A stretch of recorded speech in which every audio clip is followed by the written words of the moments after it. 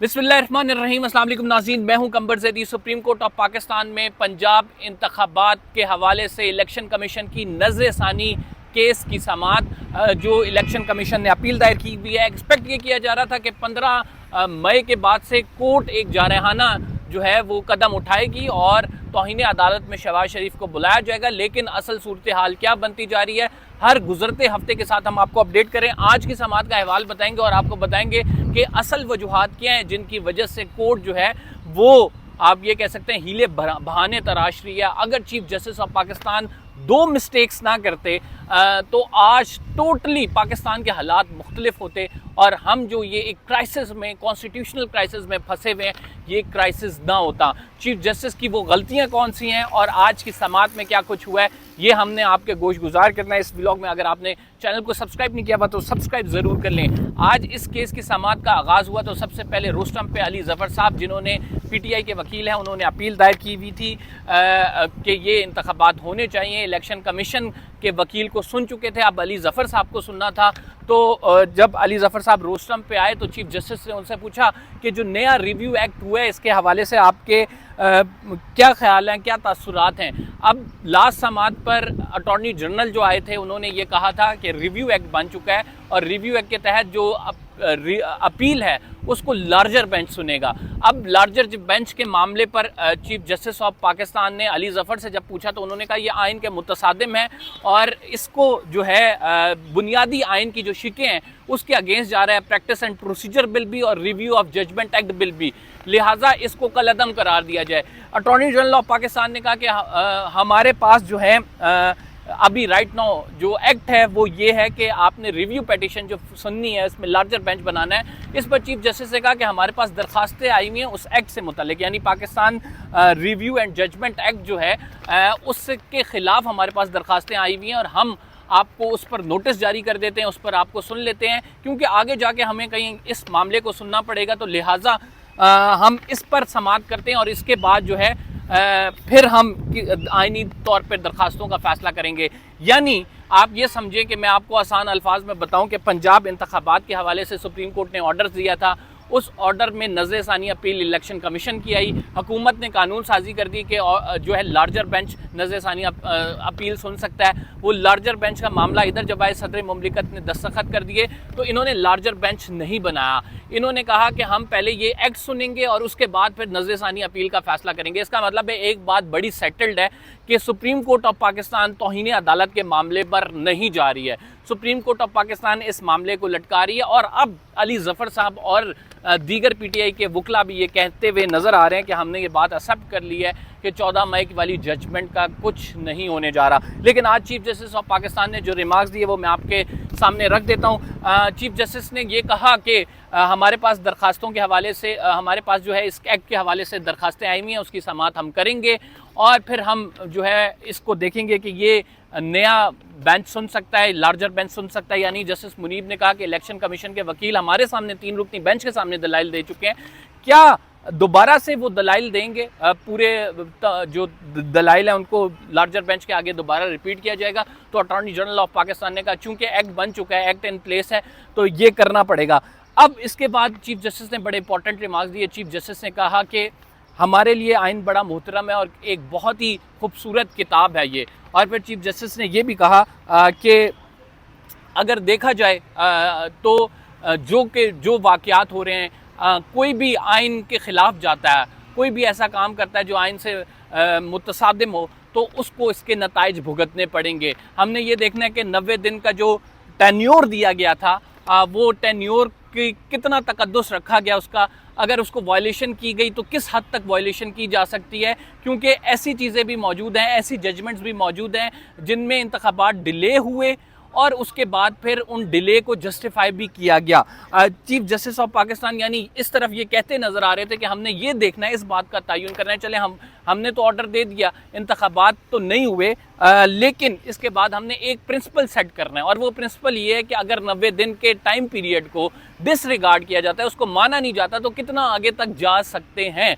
हमने वो प्रिंसिपल देना है इस रिव्यू पिटीशन में और इसीलिए चीफ जस्टिस इसको सुन रहे हैं। लेकिन मामला पहले ये आ गया, अब जो है सुप्रीम कोर्ट ऑफ पाकिस्तान पहले रिव्यू एक्ट जो बना दिया गया पार्लियामेंट की जानिब से, उसकी समाअत मुकम्मल करेगी, उसको सुनेगी, लार्जर बेंच बनाएगी और उसके बाद फिर नज़र-ए-सानी दरख्वास्त सुनेगी। इसका मतलब है कि नज़र-ए-सानी दरख्वास्त का मामला दब गया। अली ज़फ़र साहब ने कहा कि आइन तो फौत हो चुका है, आइन के पे तो कोई अमल दरामद नहीं हो रहा, और साथ उन्होंने ये भी कहा कि 15 तारीख को ही आइन फौत हो चुका था, इतना बड़ा सूबा है, उसकी कोई रिप्रेजेंटेशन नहीं है और हम जो हैं वो एक क्योस की जानिब जा रहे हैं। जिस पर चीफ जस्टिस ऑफ पाकिस्तान ने कहा कि हमने अटॉर्नी जनरल और दीगर फरीकैन को नोटिस कर देते हैं, जो एक्ट बना दिया गया है, और इसके बाद फिर हम इस केस की समाअत करते हैं। यानी इन सिंपल वर्ड्स जो पंजाब में नज़र-ए-सानी अपील थी, वो आप ये कह सकते हैं कि उसकी समाअत अब अगले मंगल तक चली गई है। अगले मंगल तक जाने का मकसद ये है, पहले एक्ट के ख़िलाफ़ समाअत होगी और उसके बाद फिर नज़र-ए-सानी अपील को सुना जाएगा। तो ये हमें नज़र नहीं आता कि ये मामला कोई आप ये कह सकते हैं जुलाई के आखिर तक जाके ही कॉन्क्लूड होता नज़र आ रहा है, क्योंकि जिस तरह से इसमें दी जा रही है, आप ये कह सकते हैं इल्तवा दिए जा रहे हैं, मुलतवी किया जा रहा है केस को, वो साफ ये जाहिर करता है कि सुप्रीम कोर्ट इस मामले पर बड़ी बैकफुट पे है। सुप्रीम कोर्ट इस मामले पर एग्रेसिवली नहीं परस्यू कर रही, उसके ऑर्डर्स को वायलेट किया गया है, आइन में मौजूद 90 दिन की टर्म को वायलेट किया गया है, लेकिन सुप्रीम कोर्ट ऑफ पाकिस्तान भी हमें बेबस नज़र आ रही है इस तमाम मामले पर। आपको बताते हैं कि चीफ जस्टिस की वो कौन सी गलती है जिसकी वजह से ये आइनी बहरान पैदा हुआ है। सबसे बड़ी चीफ जस्टिस ऑफ पाकिस्तान की जस्टिस उमर अता बंदियाल की गलती ये है कि उन्होंने लार्जर बेंच तरतीब नहीं दिया।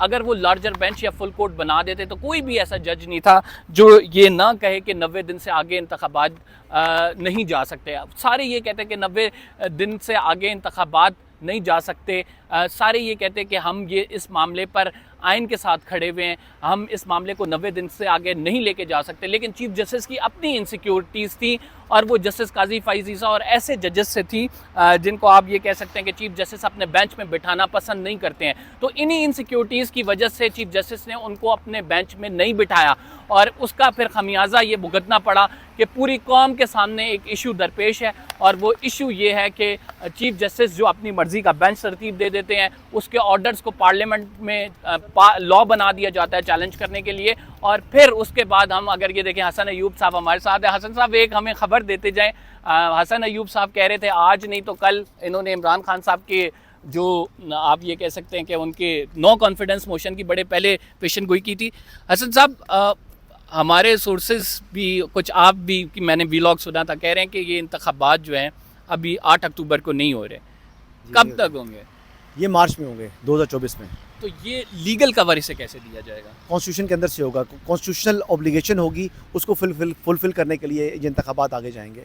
तो मुझे ये बताएं कि क्या होगी, वो इतनी बात ना पूछे ना। नहीं वो मैं नहीं पूछ रहा आपसे कि वो क्या होगी, लेकिन ये जो है असेंबली डिसॉल्व करके ये असेंबली टिकट सेटअप में असेंबली अपनी मुद्दत से पहले डिसॉल्व होगी। 48 आवर्स वैसे है, लेकिन 48 आवर्स के अलावा भी एक दिन का या मे बी 48 आवर्स का बफर रखा जाए, क्योंकि प्रेसिडेंट जो है वो मंजूर करते हुए जो है वो तहलील का जो सिफारिश होती है प्राइम मिनिस्टर की, वो उसको मंजूर करने में 48 घंटे ले सकता है। तो डेफिनेटली असेंबली अपनी मुद्दत पूरी नहीं करेगी, बिफोर टाइम असेंबली तहलील होगी। जो क्या सराइयाँ हैं कि 1 साल जो है असेंबली की मुद्दत बढ़ रही है, वो गलत है। अच्छा, मुझे ये एक जो बड़ी इंपॉर्टेंट चीज़ है उसमें ये है कि ये जो जजमेंट आने वाली है, अब तो आपको पता डिले पे डिले हो रहा है, लेकिन बुनियादी नुक्ता मैं अभी अपने नाज़रीन को बता रहा था, वो ये था कि जस्टिस उमर अता बंदियाल ने बेंच नहीं बनाया और उसकी वजह से इतना बड़ा कॉन्स्टिट्यूशनल क्राइसिस आया। आप इस बात से मुत्तफिक हैं? नहीं, कॉन्स्टिट्यूशनल क्राइसिस क्या है, जिसका इलेक्शन की तारीख दे रहे हैं 14 मई की। अब मुझे बताएं कि वो 4-3 का फैसला था या 3-2 का फैसला था। आज तक फेडरल गवर्नमेंट का मौक़िफ़ यही है, पार्लियामेंट का मौक़िफ़ यही है कि ये 4-3 का फैसला है, और इनके अपने जजेस का मौक़िफ़ भी यही है कि वो 4-3 का फैसला है। अब सुन लो मेरी बात, इन्होंने अगर कहा जो करने जा रहे हैं, ये बेसिकली जुलाई अगस्त में कहेंगे इलेक्शन करा दें, ये पंजाब के अंदर इलेक्शन का हुक्म दे देगी सुप्रीम कोर्ट दोबारा। ये जो बिल है सुप्रीम कोर्ट जो है review of judgment and orders act 2023 most likely इसको कलअदम करार देंगे, और उसके बाद उन्होंने दूसरे केस को डे टू डे हियरिंग करनी है, बाकी डे टू डे हियरिंग होनी है। ये 2 हफ्ते में जो है ना, यहाँ पर जो तमाशा लगेगा वो आप भी देखेंगे, बड़ी हीटअप हो जाएगा सुप्रीम कोर्ट। और इसमें मेरे ख्याल के मुताबिक अटॉर्नी जनरल ऑफ पाकिस्तान को खुलम खुला खड़े होकर कह देना चाहिए जी कि भी अगर इसे देखें तो ये जुलाई तक मामला तो देखिए, बात ये है कि फेडरल गवर्नमेंट तो यहाँ पर अटॉर्नी जनरल को 27A का नोटिस है, ये वफाकी हुकूमत को रिप्रेजेंट नहीं कर रहे, जो इलेक्शन कमीशन की रिव्यू एप्लीकेशन, आपको पता है ना, ये नहीं पता? जी जी जी जी हाँ, बिल्कुल। तो उसमें भी उनको बिल्कुल जो फेडरल गवर्नमेंट है उनको मना कर देना चाहिए कि आप यहाँ पर मत आएँ, आप बैठे ही ना, इसका हिस्सा ही ना बने इस कार्रवाई का। ये खुद ही बैठे जो फैसला करते रहें राजस्थानी के ऊपर, रिजेक्ट करना है। उसके बाद जो इंतखाबात की डेट देनी है या उन्होंने कंटेम्प्ट की प्रोसीडिंग स्टार्ट करनी है प्राइम मिनिस्टर के खिलाफ या कैबिनेट के खिलाफ या असेंबली क्या के ये खिलाफ करें। प्राइम मिनिस्टर के खिलाफ कॉन्टेम्प्ट प्रोसीडिंग्स में जाएंगे, क्योंकि अभी तक जो बेंच के इशारे हैं वो इस तरफ लग नहीं रहे हैं। मकसद ये है ही नहीं ना, मकसद तो यहाँ से ये है कि वहाँ पर जो सुप्रीम कोर्ट के अलावा जो नीचे देखिए इस मुल्क में जुडिशल मार्शल लगा हुआ है। जो 9 मई के वाक़यात में मुलव्वस लोग हैं जिनकी गिरफ्तारियाँ हुई हुई हैं, उनको जनाब ज़मानतों पर ज़मानतें दी जा रही हैं। कैपिटल हिल के अंदर जो है वो ज़मानतें में नहीं है लोगों को, अमेरिका में। यार वैसे भी मार्शल लॉ नहीं, नहीं नहीं। लगा हुआ अनाउंस। नहीं तो जुडिशल मार्शल है ना, नहीं, एक जुडिशल भी है, दूसरा भी अनाउंस नहीं है। वो उठाया जाना अनाउंस ठीक है। उठाया जाना मैं कहता हूँ बिल्कुल गलत है, लेकिन आर्मी की जो तंसीबात है या आपका जो गलत है, जैसे उसके अंदर बिल्कुल घुसना गलत है, और जाकर बिल्कुल वहाँ पर गलत है। तबाही कर देना। हाँ। और उस दिन जो है ज़्यादा शौकी हो गए थे कि जो है शायद जो है ना वो रियासत जो है वो मैच्योरिटी का सबूत दे रही है और वो आगे से जो है ना वो रिएक्ट नहीं कर रही, वरना 75 जो आम पर्सन थे वो तो जिना हाउस के आसपास भी मौजूद थे। 75 बंदे गोलियों वाले हो ना, क्लेचुकोफों वाले, तो उनके सामने जो है ना ये 5000 का मॉब भी नहीं खड़ा होता जिन्होंने गोलियाँ मारनी हो, लेकिन उन्होंने नहीं किया। उन्होंने अपने लोग समझे, उन्होंने फिर उसके बाद कानून की गिरफ्त के अंदर उनको लेकर आए हैं। तो जो लोग वहाँ पर मुलव्वस हैं, जिनकी जियो फेंसिंग हो चुकी है, जियो फेंसिंग हो चुकी जी है, जी जियो फेंसिंग। जियो फेंसिंग के बाद भी आप उनको जमात जमानत दे रहे हैं यार। अच्छा, आप जो है वो कहते हैं कि एफआईआर में नॉमिनेट नहीं है ये फलां मिस्टर XYZ जो भी है, और वो आप ज़िमनी पढ़ना आपका जज जो है वो मुनासिब नहीं समझता। तो ज़िमनी में भी जो रोल डिफाइन होता है ना, तो ज़िमनी भी आपका नहीं क्या पढ़ते। ख्याल है ये सारा क्या क्यों हो ये रहा है? इमरान खान के ऊपर से प्रेशर ऑफ करने के लिए यहाँ पर ये केसेस चल रहे हैं। दोबारा सुप्रीम कोर्ट एक्टिव होगी, डे टू डे हियरिंग करेगी इमरान खान से जो है ना प्रेशर ऑफ करने के लिए, और हो सकता है एतजाज़ हसन और कुछ वकील तहरीक भी स्टार्ट करते हैं आने वाले दिनों में, ये भी देख लेना। ठीक, हसन अयूब साहब हमारे साथ मौजूद थे और वो कह रहे थे आइंदा आने वाले दिनों में कोई तहरीक भी स्टार्ट हो सकती है और प्रेशर को ऑफ करने के लिए हो सकता है डे टू डे जो है समाअत भी इस मामले की हो। लेकिन हम जो आपको बता रहे थे जाने से पहले कि सबसे बड़ा मामला जिससे मैं समझता हूँ कि ये तमाम क्राइसिस को जन्म दिया गया है, जिससे वो ये है कि चीफ जस्टिस ऑफ पाकिस्तान ने दीगर जजेस को बेंच में नहीं बिठाया। अगर बिठा देते तब भी इतना आगे मामला ना जाता जितना अब जा चुका है, और अनफॉर्चुनेटली इससे मुल्क का नुकसान हो रहा है, रियासत का नुकसान हो रहा है, और जो हालात हैं वो तमाम आपके सामने हैं। कंबर ज़ैदी को इजाज़त दीजिए, अगले व्लॉग में आपसे मुलाकात होगी। फ़िलहाल के लिए इतना ही, अल्लाह ने के बाद।